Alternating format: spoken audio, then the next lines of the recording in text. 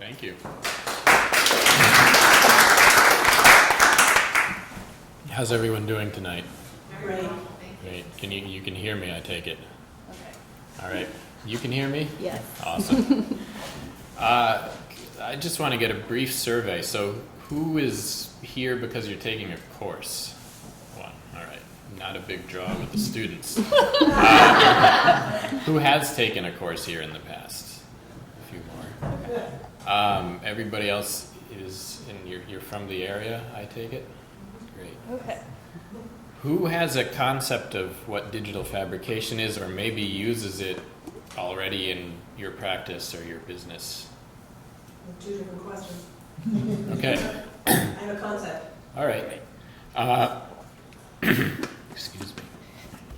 And 3D printing is kind of a subset, I guess, of digital fabrication. So we were asked to start at the very basic beginnings of what this stuff is. So we'll be going through it slowly. Rachel and I are usually in shops working directly with students one-on-one as they build their projects. So Yes. we're not typically at the front of the classroom leading lectures. We'd like this to be very informal, so please feel free to stop us at any time with some question, or if we say a term that you don't understand or anything along those lines. These are our titles again.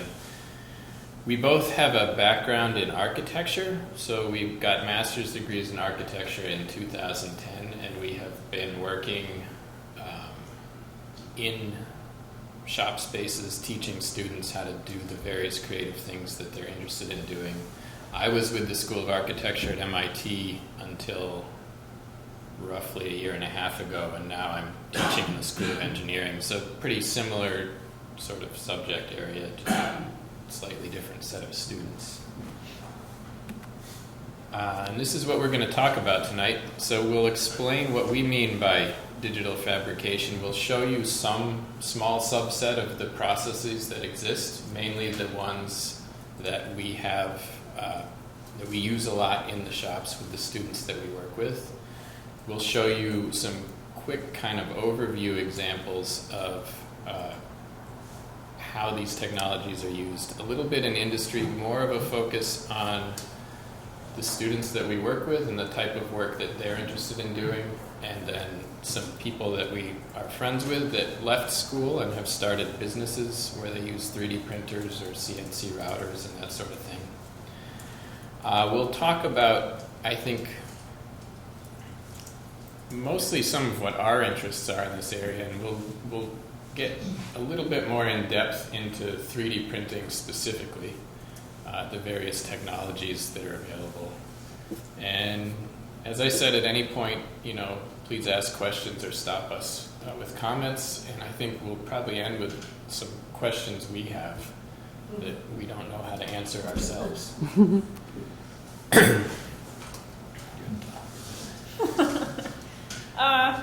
Maybe, sure.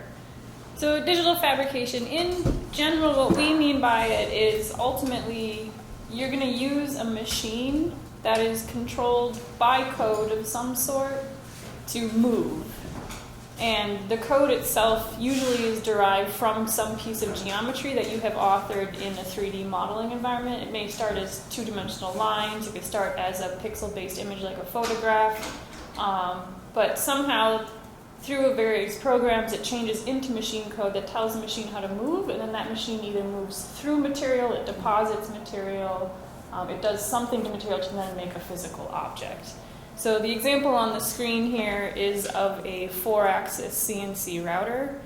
So there's a spindle, this 4th axis, that rotates the part as the milling tool moves in X, Y, and Z. And you can carve a shape out of a block of material, in this case polystyrene, but it could as easily be a metal or a wood or some other kind of dimensionally stable material, or even not dimensionally stable in the case of lumber. So you'll hear us say the term CNC frequently, and that is an acronym for computer numeric control. So that's just a machine that runs off of code, a CNC machine, and it can be basically any machine that's running off numeric code. The ones that we work with are primarily for machining metal or for woodworking type purposes.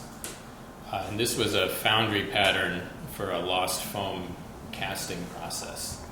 So it was machining a positive shape out of foam. It was meant to be a kind of a joint at the base of a table where you would have 3 legs coming down and the tabletop would sit. So it's turned on its side now and it's being machined in the round. And then you would pour aluminum into it with it being surrounded by sand. The foam melts away and you have a metal part. Didn't come out. I didn't have enough aluminum. But, you know, at a very basic level, the process of printing a photograph or even printing a Word document that you've written it's using the same pipeline through your computer that you can use to run other types of equipment. So this is an example of a knife cutting. What's it called? This is the Cricut cry cut. So we got my mother a similar machine a couple of years ago for her scrapbooking. It was kind of a risk. It's been a hit in the The quilting. scrapbooking or the machine? A little of both. It wasn't in her nature to necessarily take to working with something like this, but the software that came with it was pretty user-friendly, and she could do some interesting things that she wanted, so she got pretty excited about it for a while. And then we have a version of this at the school that can handle 4 feet by 8 feet sheet and get them with large rollers where you can just feed continuous lengths of material through it. So the scale of this and the materials you can handle vary greatly. I see a question here. Yeah, some of the flowers there are 3D. So It it's- seems like the printer's 2D. It's just paper that someone then curled. Yeah, it's sort of an origami-ish type of So process. does the software design that, or just the person? Or? I think probably the person. You have to figure out how to do it. Like the same with the pinwheels in the bottom right. You'd have to know how to unfold it and then fold it back up. Yeah. The next step up in a machine that runs off of a computer as a printer is a laser cutter. And these are pretty common. You can get them to cut kind of paper-based materials and plastics, and those are pretty prevalent in schools, design schools these days, I think. And you can get them to cut through metals that are, you know, reasonable thicknesses. And the ones that we use and we teach, they connect to the computer. It shows up as a printer option in your device manager. And then any software that you have that can print a paper on a sheet of paper can send a cut file to a laser cutter, and you can start to build more significant structures potentially. We have some that can cut through 3/4 inch plywood. It's a little bit charred. I don't necessarily recommend it, but it's possible. And you're working still from the same point. You just need something printable and a software you can print from. I guess we're back into my mother's tools again. But you can also get digital embroidery machines now, and we've got some of these at work. It's hard for me to say how what they can do is relevant to engineering students, but same process. You can come up with some artwork on your computer and get it onto here and create a physical artifact. Well, in the context of engineering with the embroidery machines, they do have conductive threads, so you can start to make wearables, so you can conduct electricity through a garment. So I think it starts to have a little bit more of an application possibly in that regard. And electronics stitched into your clothing. You have a sensor that might monitor something or whatever. So another example, we should probably move through these faster. Yes. Water jet cutting. So water jet cutting is a process to use pressurized water and a garnet abrasive to cut through materials. So this very handy machine, they're usually not cheap. This one is mounted on the end of a robotic arm, which is not normal. But this is another process where you're always cutting most 2D, I would say. It's fair to say most water jet cutting is 2D. So, you know, you move from the laser cutter, which can cut through sheet materials that are paper, and then this is a machine that can cut through Metals. metal, sheet metals. It'll cut through basically anything. And the advantage of the robot is you could tilt it, and so you started to be able to get walls that had angles that could change along the path. So you could do like concrete pavers that fit together, that you could do some sort of an arch with because it would stack and key onto each other. So this particular application could do a little bit more than the typical one. Yeah, they did try. It didn't work out very well, but on this machine, to take a propeller, an airplane propeller that had been cast and was still attached to some other material that was part of the casting process, and try to use it to kind of follow around the edge and cut. So you can imagine a propeller is not a normal, tidy, flat shape. It's something with some complex bends to it, and this machine could try to follow those. Milling machines are just machines that subtractively remove material. So if you've used a plunge router in a woodworking context, you can imagine attaching that to a pretty rigid, stiff machine and moving it around. You can move it in 2D and 3D and start to produce more complex parts. CNC Router, I understand that there's there's one coming here or being made available to students here at some point soon. And one of the projects I'll talk about later was made pretty heavy use of a router. And then we'll talk about a project that we did using a robotic arm. So in probably 2005, the school called ETH in Zurich, technical school in Switzerland, had a couple of faculty members, their last names are Gramazio and Kohler, and they bought a robotic arm with their funding. They got some funding to set up a research lab. They said, if we buy a machine that can just do one thing, then we'll be making the one thing that machine can make, and that's the only thing we'll be able to do with our research. If we buy a robotic arm, which is a widely used tool in, say, auto manufacturing, it can do many things. It can do welding, it can do cutting, it can deposit adhesives, it can apply paint, it can do polishing. It's really a motion system that's based on sort of what a human arm can do. And then what tool you attach to the end is up to you. And so they got a robotic arm for their architecture research lab, and they set off a sort of an arms race, pun intended. Every school of architecture now has to have one or more robotic arms. It's still an open question, I think, what use these are in that context rather than in the manufacturing context that they're designed for, but we'll look at that a little bit near the end. Here, of course, are robotic arms in their more normal environment where they each have a different job and they're all synchronized to the assembly line putting cars together. And this is another aspect of digital fabrication where you have an entire factory that's being controlled by a set of code that's making all of the machines run together, the conveyor belts or platforms that are moving the chassis or whatever they're making along, and all of that's being run off the same set of code and kept in sync. And there's no humans on the floor. Yeah, so you step out kind of beyond just driving one machine with one bit of code, and you get sort of another level of this. And then 3D printing or additive manufacturing is the thing we'll be unpacking a little bit next. And that's different. All the other processes that we've talked about so far were all subtractive, so you're starting with some stock of material and you're cutting it somehow and taking part of it away. And 3D printing is an additive process, so you start with nothing and and we'll cover the various ways, but you put material where you need it to create a 3D part. So quickly here, back to sources of data. So it could be a photograph or an illustration, and you could run a laser cutter with that, or a water jet, or even set up tool paths for a CNC router. The students that we work with are typically drawing original drawings and building models in a CAD program, CAD being computer-aided design. And that can be a 2D drawing, like you might sketch on a piece of paper with a pencil. Drafting board. Or your Mayline, your drafting board.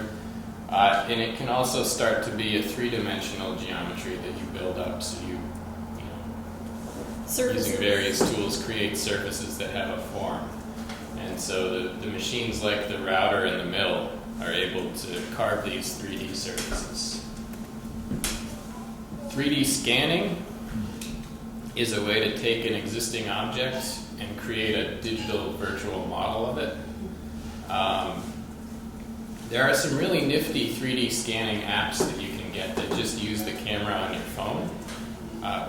If you want, I can't think of any of the names off the top of my head, but they let you take a picture of a three-dimensional object from many different angles, and the software can figure out by looking at which parts of the image overlap and which parts are new, not only what it looks like, but what the actual form is, and it'll give you a 3D model. Those can be pretty good for certain applications, but they don't give you the kind of tolerance that would let you machine something that fit exactly with the original object.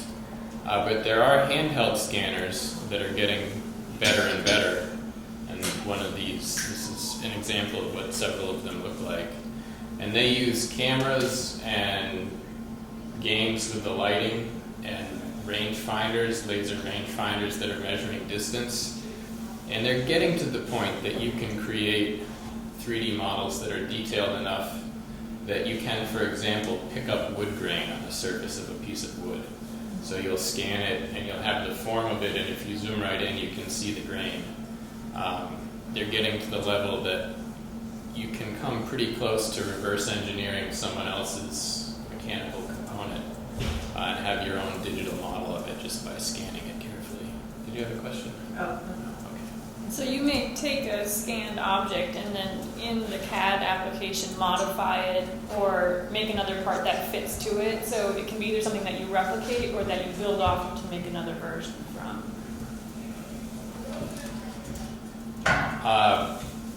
One of the very rich areas where 3D printing is helping a lot is in medical applications like dental Alignment and different inserts. Yeah, and creating customized, like a hip implant if you need a replacement hip or a replacement knee.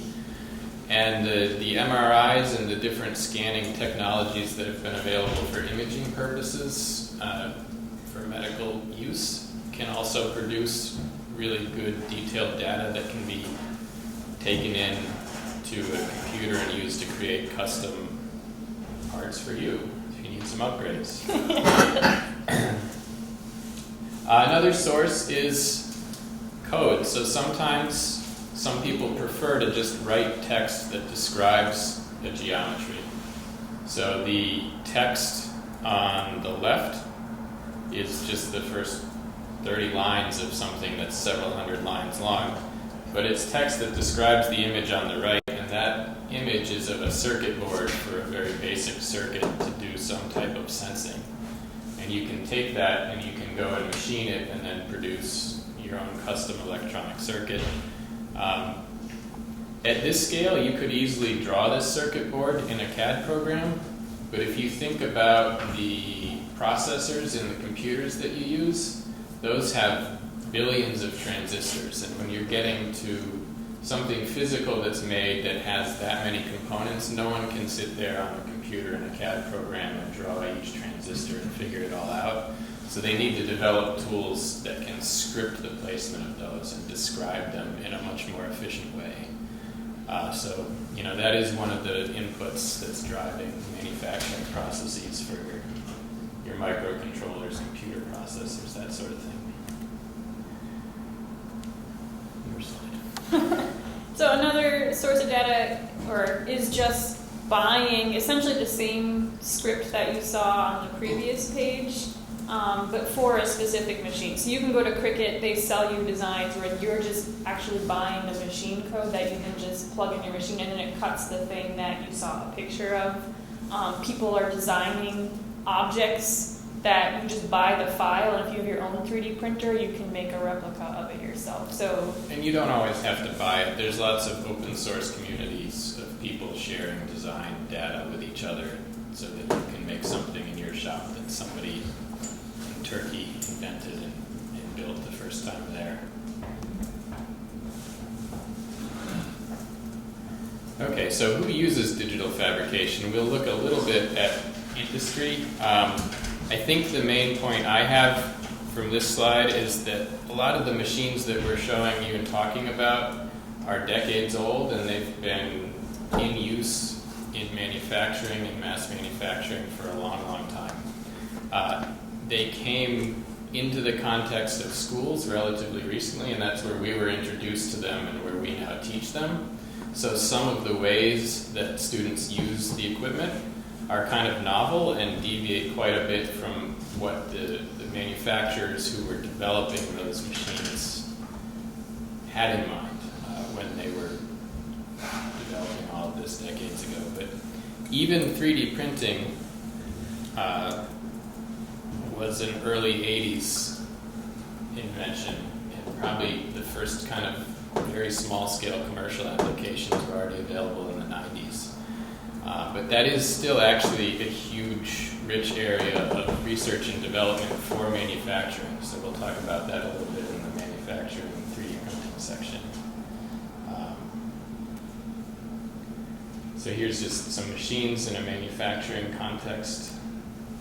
This is Proto Labs, which is a company from Minnesota that lets you upload a 3D model to them, and they have this giant room full of machines, and they'll machine your part. They have a couple of rules, and as long as your part matches their rules as far as how they can hold it and how many sides it can be cut from and what size it is, some stuff like that, you can get a prototyped precision machine part back to your house. I don't know what their lead time is. Within days, yeah. It's a kind of a not too old way that you can now order through the internet your machine shop parts. You don't even have to know your local machinist. Those are cutters, not 3D printers. Correct, those are all Yeah, these are all milling machines. Although Proto Labs is offering 3D printed parts as well, but they're trying to, because of the volume, they're trying to make molds that you then injection mold into to get higher production runs. So they try and just cater towards the prototyping kind of low volume industry.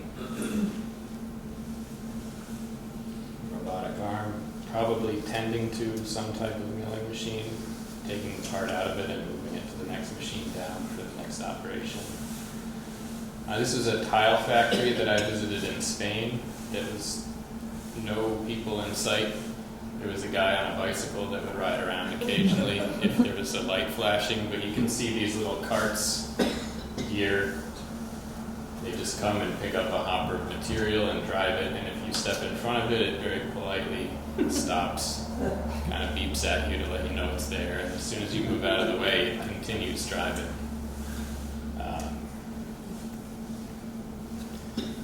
So in the manufacturing context, where the research is happening in digital fabrication is mostly at that kind of factory scale level. And they're really interested in how do you simulate what's happening? How do you control how materials flow, not even within the factory, but globally between suppliers, and coordinating and running all of that. This example in the photo is at that same tile manufacturing plant. You could upload through their website a photo of something that you wanted printed on ceramic tiles, and their assembly line was able to just take these standard tile units, divert the number for your image through a separate little side chute in their manufacturing line, print the image on them, and they could do full color printing. They have the pigments figured out, so they looked totally wrong before they were fired, and then they come out and they look exactly the way you want the colors to look. And they would get glazed, and they would slide back in and just join the line for the kiln and the glazing in the next kiln, and get then diverted aside for the packaging, so they could do all that automatically without people. Facilitated by barcodes and scanners and all so that. That's also an area of research and interest in manufacturing, is now that we can do mass manufacturing and make lots of nice things cheaply, how can we start to customize those for people?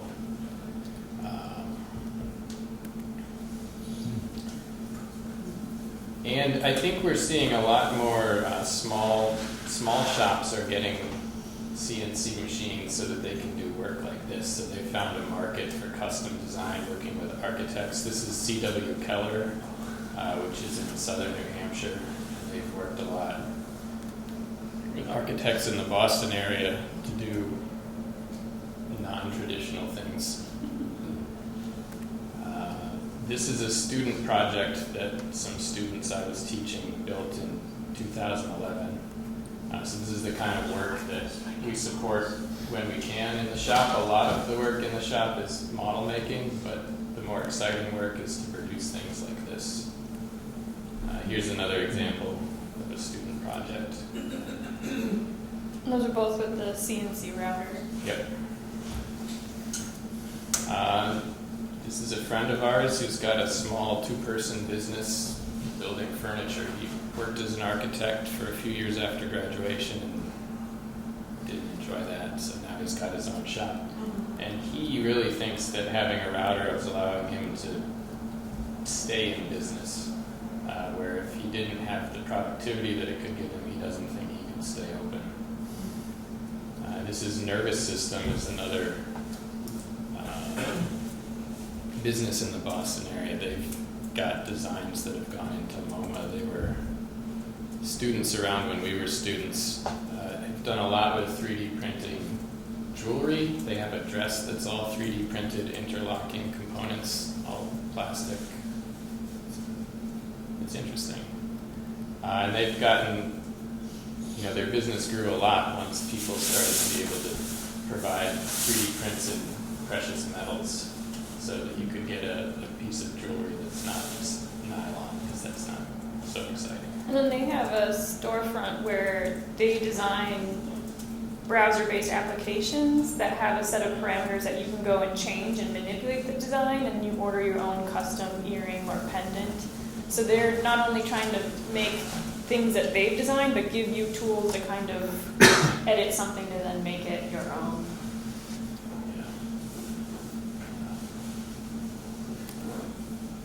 And there's a big hobbyist and DIY and people building their own CNC machines out of plywood sometimes, or metal extrusions, or whatever they had behind the garage, and getting them to run and then making parts with them, which is pretty cool. Any questions? No. Okay, so these questions at the top are the ones I mentioned that I have. And as I said, my friend said that he because he has a CNC router in his shop, he thinks that enables him to stay in business. We have gotten to play with these machines a lot, but in the context of working for a school, there's a lot of safety. You don't have to, have clients and keep projects moving out and worry about your bottom line. I think we're interested in, but not certain about how these machines are or should or could kind of be more ubiquitous in small shops and with people who you might call craftspeople. But we're going to talk a little bit about additive manufacturing next. I'll hand it over to you. Yeah. Okay, so Justin kind of covered this earlier, but this is the overview of whatever 3D printing or additive manufacturing is. Rather than it being subtractive or assembling of parts, it is building up of material. Generally, you start with a solid thing that you've modeled in the computer.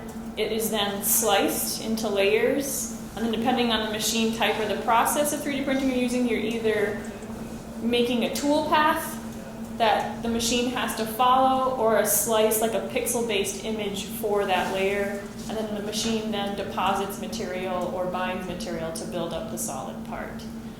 So there's a range of different types of materials and different ways of putting that material into place. The most common one that you probably hear about and would be able to purchase yourself is going to be an extrusion type machine. So the MakerBots, the Ultimakers, They are all fused deposition modelers, and what they have is going to be a thermoplastic that's heated and extruded as the head moves around following a path. You might have a 3D printer that has one head, so it deposits one material, or it could have two or more heads. So you have a support material, like in the image here, this red material, that helps to build a support structure that is then removed, but it's supporting layers that are above it. You can also mix in different fibers or things that burn out if you were going to then put this into some other thing. Like you can actually extrude ceramic materials that have maybe an organic thing that was mixed into the ceramic media. Once you put it in the kiln, you then get a porous thing because your organics have burnt out. So as long as you have material that can extrude, you can probably deposit it with a machine of this type and build up something in 3 dimensions. You can imagine yourself with a hot glue gun, building up a little bit of a form on a table. It's exactly that, but a machine's doing it. This process is a little bit slower than some of the other ones because you do have to follow a path rather than just like build a layer all at once. And the extrusion thickness, so depending on the material type, will affect the resolution or how smooth the part or how small a feature you can get into a part. So there are some limitations based on the material that you're actually depositing. The next type is photopolymerization. So there's 2 different ways of doing this. One is either by jetting the material in place or solidifying material that's in a liquid vat. The first type, material jetting, I have some samples over here. You're typically going to have at least 2 heads, but like on the machine we have at our school, we have 8 heads. Each of those print heads is very similar to what you would have in an inkjet printer that does like CMYK. And it just shoots out using a bunch of little holes in the print head wherever it needs that material to be in the part. And then a UV light that's very intense cures it as it makes each layer. So you build your part up from the bottom up, curing the material in place. The material jetting allows you to do different types of materials side by side in the same part. So you can have transparent materials, you can have different durometers, you can do blends of color. But you are limited to materials that will cure with light. So you can't do just any material. It has to work within that sort of chemical process. Usually acrylic resins, right? Yeah, I think that's the urethane most or basic urethane resins. Not always good materials to be in contact with in their uncured state. So the other way that photopolymerization works is with a liquid vat. So you start with just a big bath of it, and then you use a strong light that is either a laser beam that follows a path, so similar to that fused deposition model that cures the material that it is directly shining through. Or you can just flash an image. So if you take that slice of that solid thing you have, and you have a black and you have white, wherever the white light is shining, it's going to cure the material where it hits the bottom of the bath. And then you lift the part up slowly, and then you do the next layer, and you lift it up a little bit more, and you do the next layer, and then that material just bonds to itself as it lifts the part out of the bath. Kind of like making a print for a film photograph, wherever you hit light, something changes. Negative. But you're doing it in 3 dimensions, one thin layer at a time. And so as each layer changes shape, you get a part that changes profile. The parts printed in this manner have to be only that one type of polymer, so you can't do the different durometers or the different material characteristics. The DLP, that one's going to be much faster than the SLA because you're just flashing one image for each layer versus following a path that you're trying to then fill in the inner space of whatever that layer is. The next type is powder bed, and this similarly can be bound in 2 different ways. So both of them start with a bed of loose powder. That powder could be ceramic in nature, it could be a plastic of some sort, it could be a metal, and you spread a layer of powder, you then bind selective areas of it to form that layer, you spread a new layer, bind new areas, and so all those bound areas get built up, whereas the loose powder you can then remove and then you have the bound object. So the two ways that you would bind the material are either by like mechanically just kind of gluing it together, so it's kind of like a temporary thing, or actually like chemically bonding it together. So either you apply another chemical that then causes some chemical reaction to happen and like it polymerizes together, or you can add a laser beam and sinter metal powders together. This ceramic object I have with the sand casting over here, it was just a glue where if I were to add water that would dissolve, but it was enough of a glue to hold all the little ceramic particulate together just long enough to be able to use it, in this case, in a sand casting application. The thin layer of sand is spread, a binding adhesive is deposited in the areas that you want to keep the sand. So the areas where the holes are, no binder goes there, and you just dump the sand out afterwards. And you go layer by layer, and then you get some internal shape that you can make a casting from. And this was a failed casting, but I'll talk about that later. So this is a popular one in terms of you can build a fairly large volume of parts all nested in this loose bed of powder, and you can reuse that loose powder again. So you can recycle it, deposit binder where you need to, and only take the part out, and you only are using material that you've touched. There's no support material you need to dissolve or break away like the other two processes might have. And the metal printers, a lot of them are going to be, I think all of the metal printers right now are based on some version of this process, but you're always spreading a thin layer of metal powder and then either fusing it with heat or binding it with some kind of temporary adhesive, and then you take it out and you put it in a sintering oven later and you add heat to the oven. But you'll see some examples of some, I think, pretty impressive kind of engineering solutions using printers for things like jet engines. And then this one is probably the one that I've seen the least, but it's pretty compelling in terms of an affordability perspective because the material that you're working with itself is fairly cheap. You can just put 8.5 by 11 paper in the machine, and you deposit glue where you want those layers of paper to stick together, and the knife runs around and traces out like the profile of each layer, and then also cuts a grid in the paper around the object so that you can then remove it. This is someone's head, he's face down. But one of the things you can do with this is you can actually put inkjet, you can print on each layer of paper first, right where the edge of the part's going to be, so that you end up getting a full color image. So this is one that I would think would be more popular in kind of the architecture world, but I haven't really seen it take off. Probably because you can't do very delicate features because it is a pretty intense process to remove that paper that's around it. And could be fun.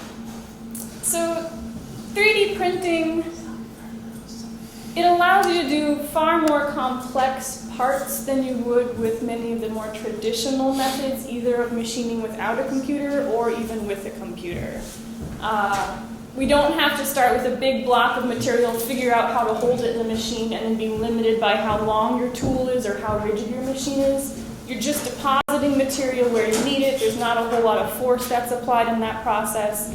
So you're kind of free more geometrically to only put material where you need it and to not have to think of those other considerations about assembly, about work holding, about machine limitations. It is really just like what the finished part needs where it needs it. That has allowed companies, I think Justin mentioned it earlier, but like GE, to take assemblies that used to be hundreds of parts, consolidate them into just being one part that is far more complex. You're no longer having to source parts from different parts of the world. You can just print it all in one place. You can make them lighter. So you can make your thing, your airplane, your boat, whatever, more efficient. GE's major research area is jet engines right now, or aerospace engine systems. So this is an example of a part that I can't even imagine how you would machine it. Yeah, it would need to be many or hundreds of individual parts that are welded or fastened together. These two again have the same function.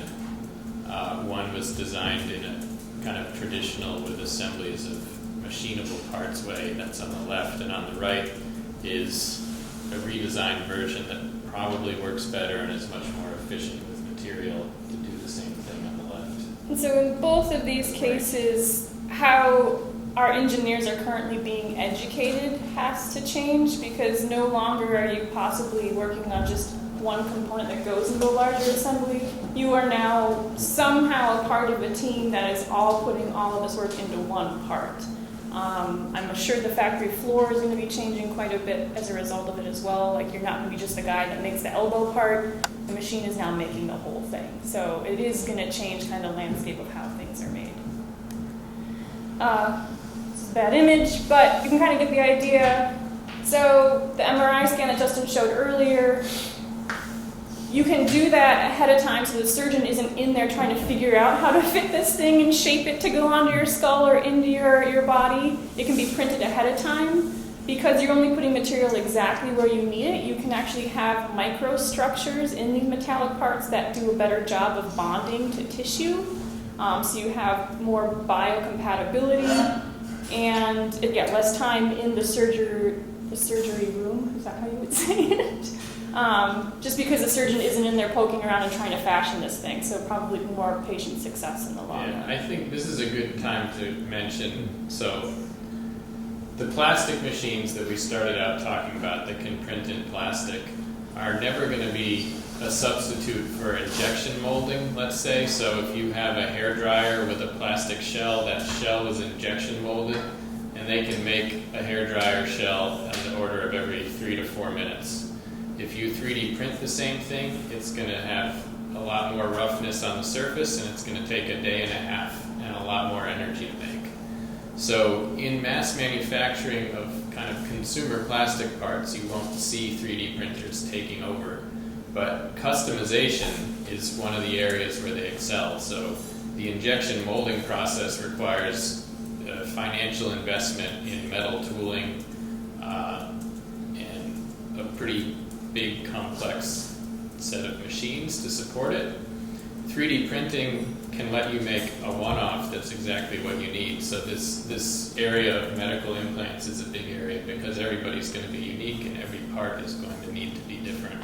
So you'll get the advantages of the customization. Another area, if you need to replace something on a classic car that nobody's casting anymore, some kind of waterproof housing, in the future you might be able to find somebody that can 3D print one for you at a relatively reasonable cost, whereas no one's going to make the tooling to make the casting to give you a housing for your 1942 something or other. So those are some of the areas where 3D printing is really kind of interesting. In terms of 3D printing, you can also go on a very small scale. In this case, they're actually printing circuitry that's flexible. So it's a TPU that has silver mixed into it, and when it's deposited, that silver makes contact with it. The TPU itself is flexible and carries the silver, so you can make circuitry that you can, again, kind of wear. So it's like another end. On the other end, I don't have a picture of it, but they are using extrusion-based 3D printers to deposit concrete to make things like houses. Thinking about it in like rural areas where it's hard maybe to get a lot of equipment in, perhaps, or I don't know what the argument is. They haven't solved the problem of plumbing or electricity or insulation, but they can print concrete forms to make structural walls. Like customization is getting into footwear. So here, Adidas and New Balance are developing midsoles that are customized to your foot. Maybe you want more support in one area or another. So if you're asking for something very specific, they can deliver it. And then, as I mentioned before, like this is a new, like you can buy files from other people, or this is Maker Community. People are making a living by designing things and selling the files themselves rather than the finished objects.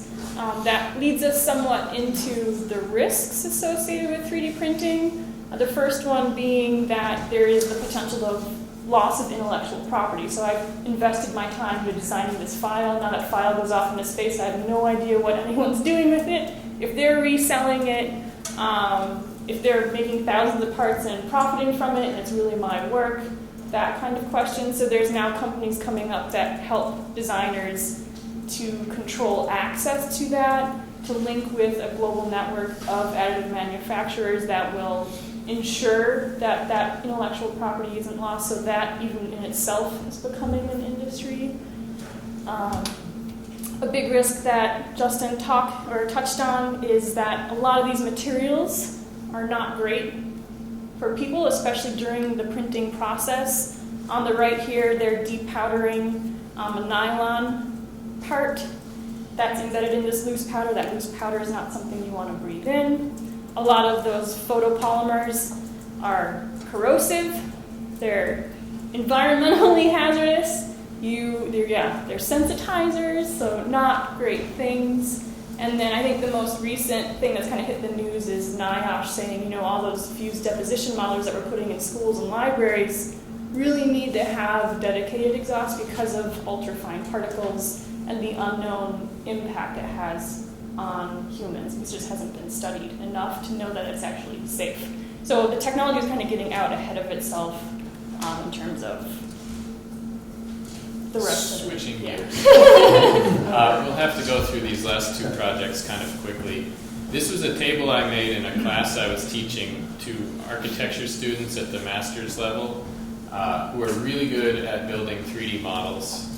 Didn't know really much of anything about wood as a material or woodworking, and I was interested in using them to test whether we could basically keep them behind the desk, tell them how the material behaved, and show them how to machine it, and get them to produce really refined, finished design work without having to go through the process, which I think they should all go through in their lives. I'm not trying to displace that, of learning to work the material by hand, because in the course of a single semester where this class is 10% of their focus, it's not practical to assume that they can figure out how to use a hand plane when they need to use a hand plane and not botch things up. So that was the goal. And this used a really traditional process, a workflow. So you can see here, produce a 3D model of what I wanted to make. This is the toolpath setup. So toolpath is describing each place that the tool has to go, the spinning end mill to remove material. And there were a lot of toolpaths to do this. You can imagine if you've worked with wood that tear out is something that is a problem. And if you have a big piece of material strapped to a machine with an 18 horsepower spindle and it's going to do 10 or 12 operations in the course of 40 or 50 minutes, you have to really be careful about planning every little piece of the tool path to try to avoid tear out during that process, because you're not going to be able to see something developing and stop yourself and sharpen your tool and come from the other direction. So figuring all that out is an interesting challenge. This thing also moved a lot.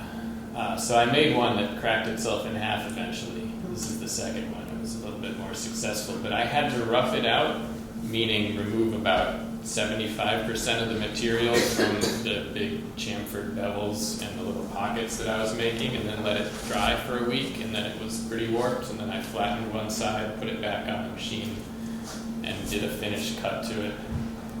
So even though I had a good amount of experience, I thought at the time that I embarked into making this, still made a few mistakes and learned quite a bit in the process. The legs were cut on a 4-axis CNC machine. So this is the same machine that you saw the foam part on at the beginning of the slideshow. So here you're able to machine in the round and you rotate the part about a central axis. Again, this is the tool path. So I was working in a CAD software, a design software called Rhino, which is popular with architects, using a tool pathing software called Mastercam, which is popular with no one, but it's probably the most comprehensive software. It is based in Massachusetts, so. Okay. And then using two different routers. So we had at the one end, this is a ShopBot Buddy. ShopBot is a company in North Carolina that can sell you a CNC machine, a small one, for about $12,000 or $14,000.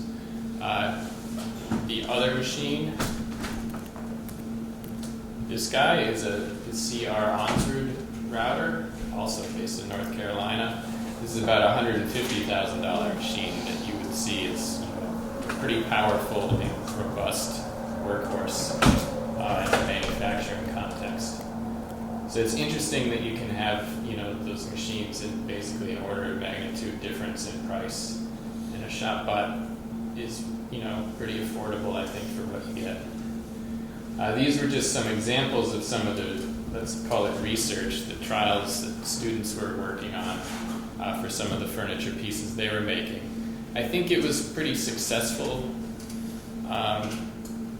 for the most part, and I lost all of the photos I had of the finished furniture project somehow, which is dumb. Don't do that. But I did keep some of the photos of the samples that were made along the way, so some pretty interesting work. I thought that the machine, I tried to use this kind of didactically, so I thought that kind of shaping the volume is one thing that it can do for you, and it can do pretty well. Cutting joinery, so the mortises and the tenons for the legs and the sliding, the maple parts and the sliding dovetail I cut on a table saw, so that might be cheating. But the dovetail through the walnut was cut on the router. And then you can do some texturing things, kind of like carving.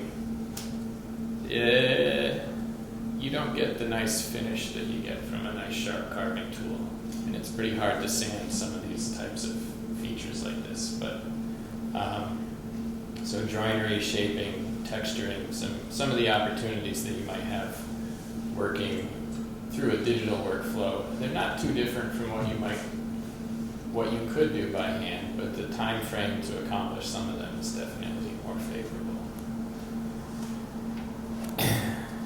And this is the last, do this in 4 minutes. Sometimes you want to invent a process to do something that there isn't really a good example of doing before, and that's where these robotic arms come in. So this is a project that Rachel and I worked on. It started out as a student project in a course that we were in with a team of about 8 students. And then we got funding from the faculty, the instructor in the course, to actually develop the idea and do this little installation. So I don't know how to describe it exactly. It covers up some ugly HVAC stuff in the basement of the design school. Well, architects in general are interested in surfaces and how to make surfaces on the scale of a building. And so starting usually with sheet material, how do you then get that flat sheet material to take on three-dimensional form? So this is a scaled down version of something that you may think about on an architectural scale. And so in the table project, I described the traditional designing in a CAD software, making tool paths, running code on the machine. There is no software to support making a weird folded sheet metal drapey surface thing. So we had to basically work in an environment. This is a software, images from a software called CATIA that gives you flexibility to kind of write custom scripts to solve problems that the built-in tools don't solve. So it gives you a little bit of a hybrid between the 3D modeling and the designing code to do things with scripts. We went through a prototyping process. In a project like this, we designed kind of a generic component, and then we figure out what type of data we need to actually make each component and how to measure that data. And then a big part of it, when you have 700 or 800 or 900 unique parts, it's figuring out how to track each of them and confuse them, because if you go to put them together and it's the wrong one. So inventing a system even for doing that, and then figuring out what the sequence of folds to make each part is. Accelerated version, here's some code. So you didn't stamp that, you made each part? So yeah, there's... I've got a video I can show. But so, yeah, in the end, there's however many rows of parts, and each one is different. So this shows you some of the difference in shape.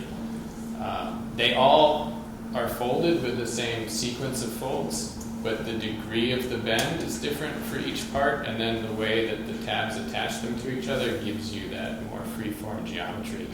And so some of them are pretty small and pretty closed, and then some of them are kind of wide open and much bigger. How many total? I This was over blocked that from my memory. 600. 600 and I something. think it was like 623. Yeah. So that was what it looks like. Let's find the video. But like, so we authored kind of like that generic little pyramidal shape, and then two surfaces. So one surface that defined where the peak of each pyramid was, and then another surface that defined where the base of the pyramid was, and then the script then determined how each pyramid had to change its shape in order for the peak to be touching one surface and the base to be at the other. And each fold has perforation so the light comes through? Well, just Yeah, and to facilitate the folding, because the robot that we were using is got force limits in terms of the turning, and so we needed to relieve the bend there slightly. Yeah, we needed it to bend where we wanted it to, and to not require too much force to bend. So The you, arm, and the people put it together, or the arm put it together? oh, the people. The people. This people. So this is all the robot did, was fold the component for us like that. Could you have done this with a metal CNC, additive thing? You could have done that. It probably would have been far more expensive because you weren't starting with sheet material. It would have been a different construction, so we would probably just print it as big of pieces as we possibly could rather than individual ones that all got folded. Because, the programmable part here is the folding, and so we were trying just to work with that as our medium. But definitely you could make the same sort of overhead geometry in a number of different ways.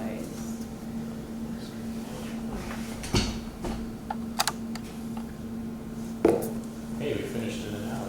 Is that it? Any questions? Yeah, does that make any sense? Back a few slides, you had pictures of a hydraulic something where there were two pictures side by side, one that was made conventionally and one that was done with the additive process. Mm-hmm. I don't know what you know about those pieces, but it looked like there was some kind of actuator or valve on that thing, and I'm just wondering if insides of that were also printed with that additive process. So I'm going to imagine, well, one of the things that you can get with 3D printing is like internal geometries. I don't know what's going on inside either of these, to be honest. It says it's just a manifold, so I'm assuming any valves or So this control is, yeah. items were attached on the outside.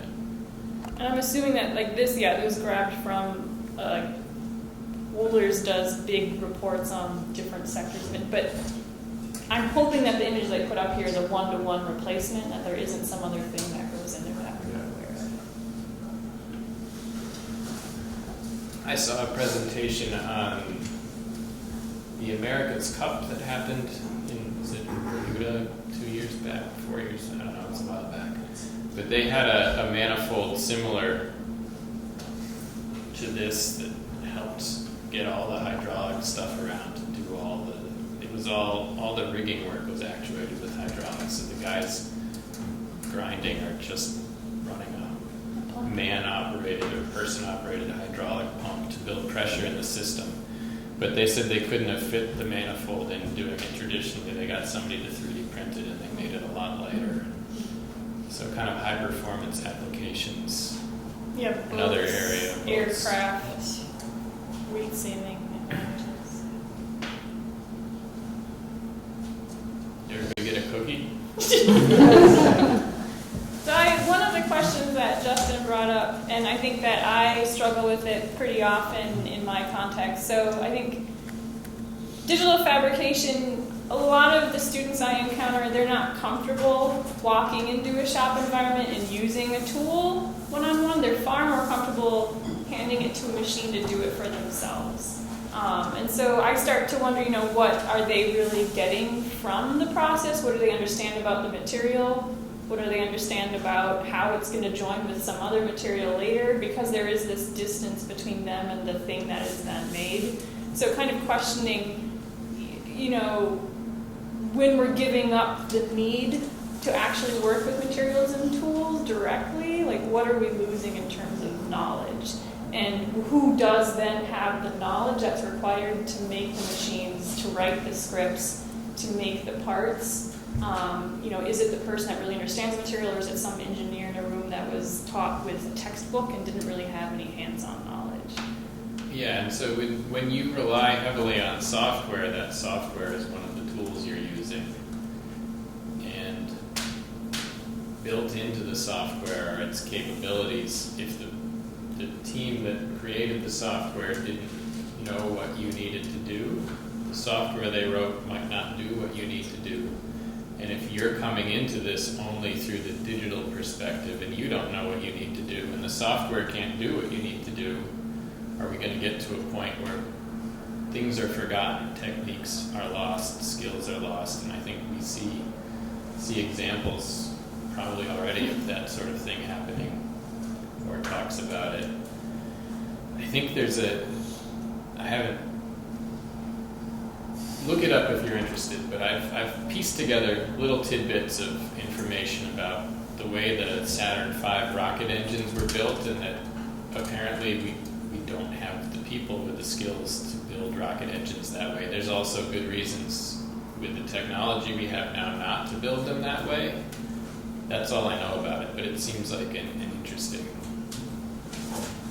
problem that's emerging in more and more fields, especially as the shift towards automation and digital tools kind of moves along further.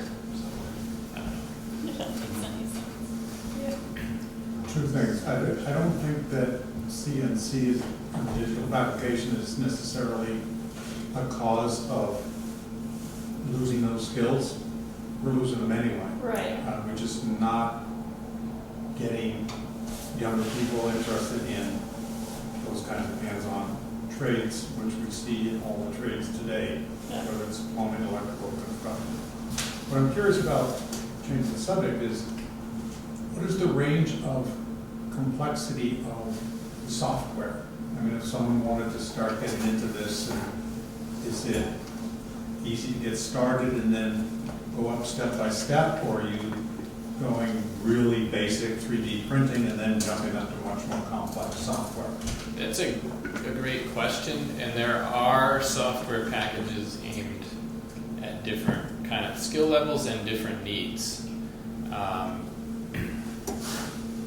I would say, so if someone in this room wants to do some 3D modeling and has never done it before, Fusion 360 is an Autodesk product that basically runs in the cloud.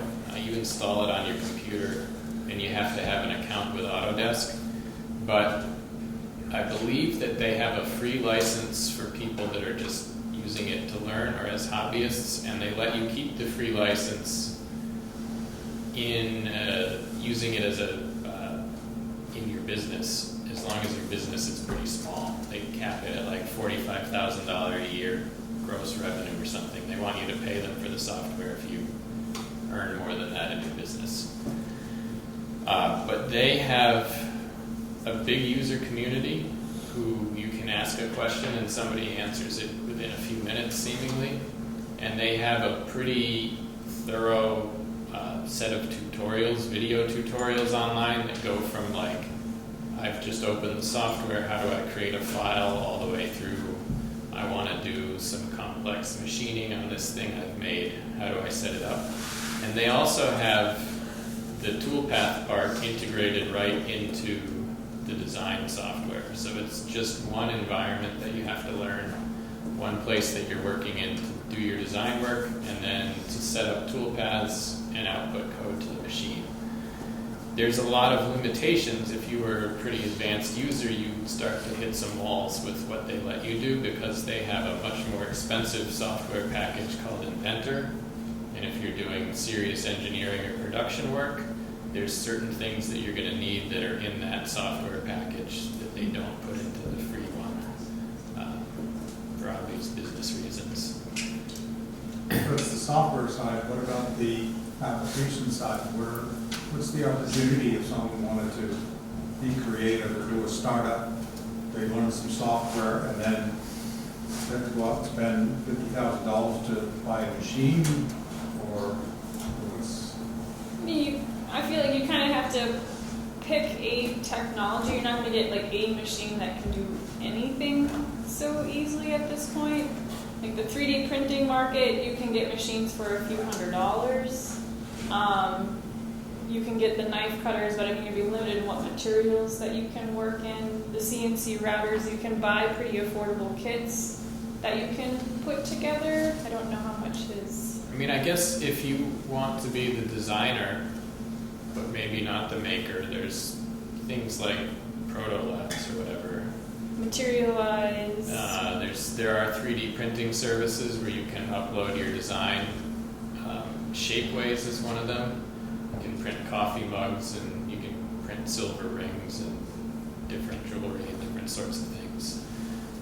So if you just want to do the design work and outsource it, and people, I think you can create like an Etsy store that links through some of these so that you could sell things. If you want to become a maker, then you probably do need to buy the machinery. And then there are better options at the kind of hobbyist entry level end of the market than I think there were 10 years. even when I started teaching 10 years ago. But that's still definitely an investment.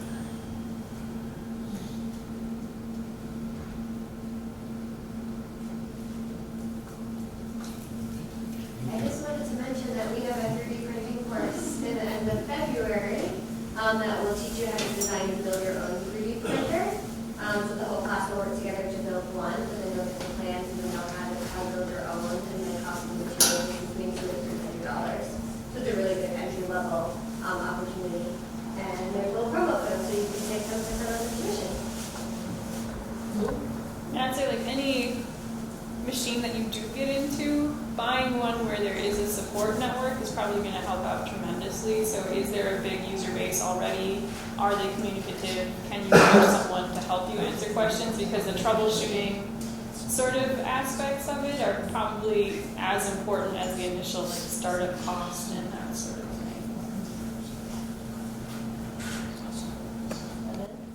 Thank you.